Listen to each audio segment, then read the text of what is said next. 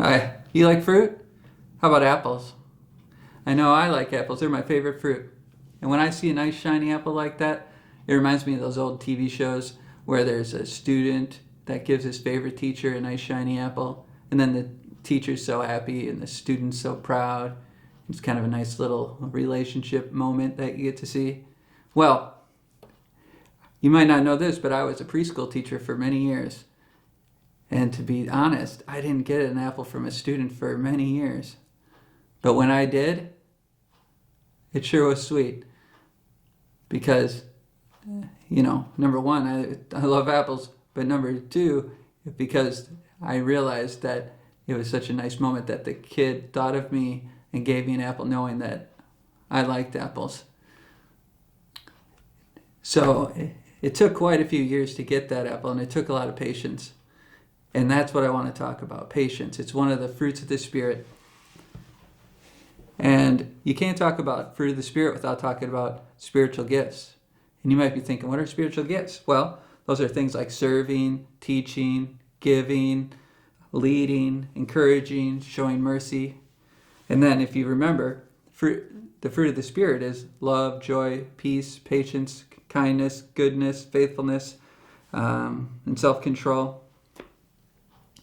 And to kind of explain how these two things, these gifts and this spiritual fruit work together, I'm going to use these two books. So we got The Joy of Giving with a Christmas Tree. You know how it takes a long time to wait for your presents on Christmas. Once you see them wrapped under the tree, it seems like forever. And then you rip them open and then it's kind of over, right? That's kind of like how I'm going to think of spiritual gifts in a way. But then there's also this apple tree that takes time to grow, right? And it takes a lot of patience to wait for that tree to turn into a tree that produces fruit, and then even longer for that fruit to become sweet and good to eat.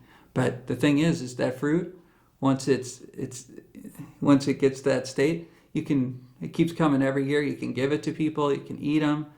It's a gift that just keeps on giving, right? So how does these two things work together? We're going to see that. If we look in the Bible, we can see in 1 Corinthians chapter 13, verse 4, that love is patient, it says. So love is patient. Those are two fruits of the Spirit. So they're working together there. But also, they work with these gifts, these spiritual gifts that God gives us. They're kind of like tools, right? And so we can help people to know and grow with God and just in general, right? So let me explain. God gave me the spiritual gift to be a teacher, right? So I could help help kids to want to learn and help them to grow and help them to know God even through our relationship.